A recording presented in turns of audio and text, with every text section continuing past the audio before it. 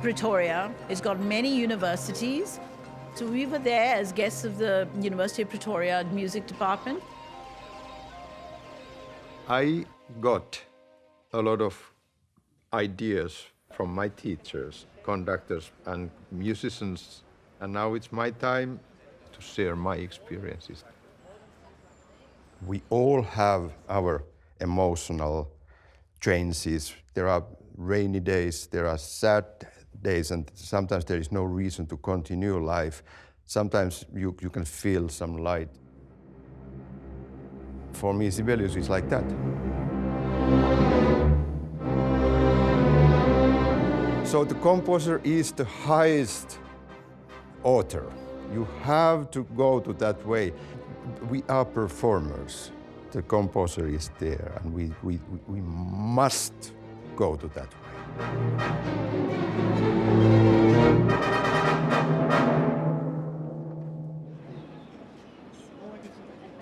4 years ago, I was conducting the South African National Youth Orchestra. I just thought that if I can come back with my own orchestra, good things are going to happen. And I think the orchestra is a better orchestra just for being here and seeing some other part of the music world.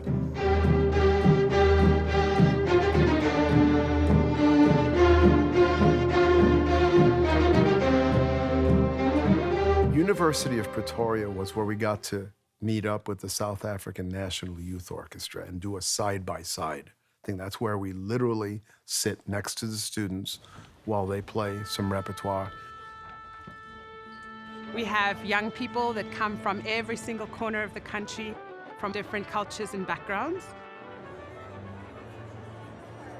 If you start to play an instrument, you need to have discipline. And if you learn this, it helps you. Whatever you are going to study, music can teach you many, many, many different things.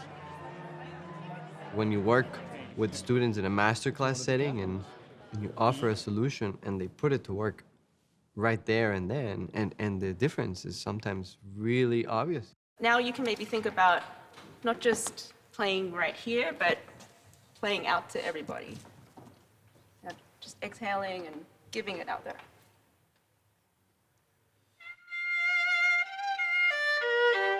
Great.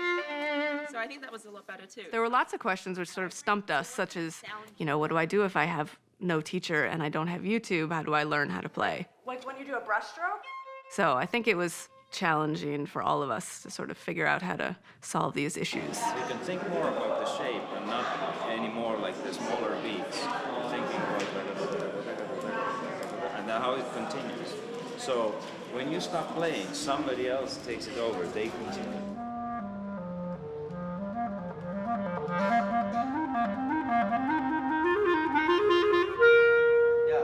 Yeah, a showman, right? I imagine at the beginning a pianist kind of dressed in tails, right?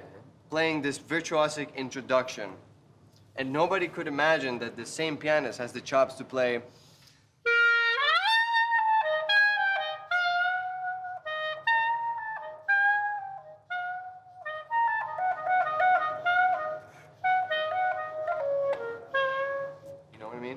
So it has to be very, you know, expressive. So I think the beginning can be very kind of classical. And then whenever you do have the tune, I do want to hear more. It's a little tamed at the moment, I think, especially at the end. You know, it really develops. It takes us to a lot of places. That's very good. I didn't have to tell you it. You figured it out. Okay, now up to tempo. Okay,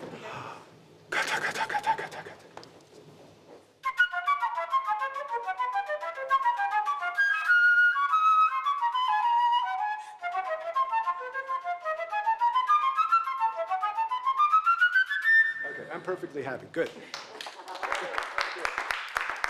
Whether it's something about technique or just stage presence or how you carry yourself when you're performing. And so it's very exhilarating to hear a change in a student.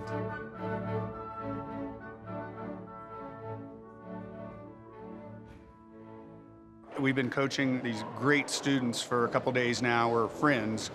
And I brought some extra mouthpieces from the United States they might find different or helpful for them to play.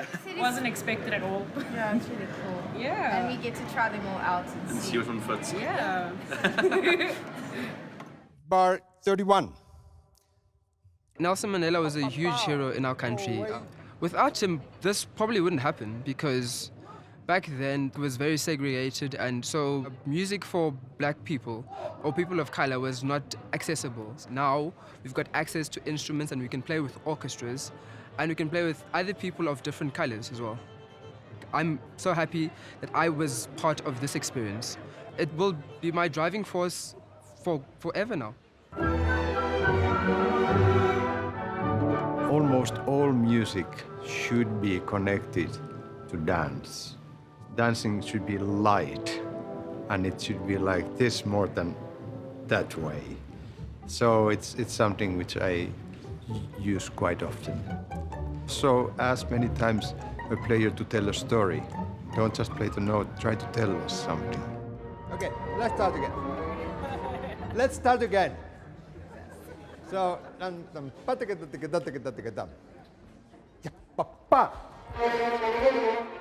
We had 1.5 hours to put the masters and students together, the Minnesota Orchestra and the South African National Youth Orchestra. It was a great session, so much energy from both sides.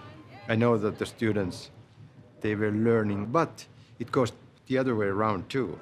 Our professionals were learning many things from them. And what happens during these sessions is that the students immediately start to play better because their self-confidence is higher because someone is like backing them all the time.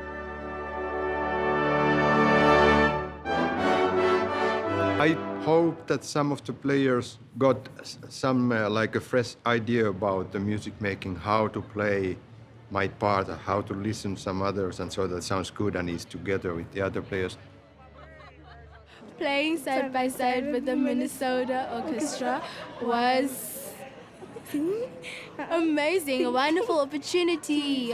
Yeah. And great experience as well because they taught us many things and that we can keep practicing and keeping it. What they taught us, we can keep it through our journey. We taught the Minnesota Orchestra Kwela Kwela. It's an African music piece. Our musicians were having to learn this improv. And then all of a sudden we looked and there were musicians dancing with their seat partners. It just felt like we were experiencing something that was so spontaneous and so real. There wasn't a dry eye in the house.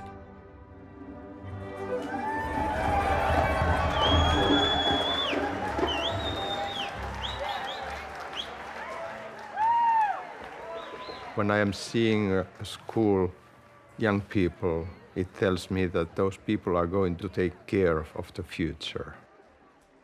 And when the education is there, it means better future.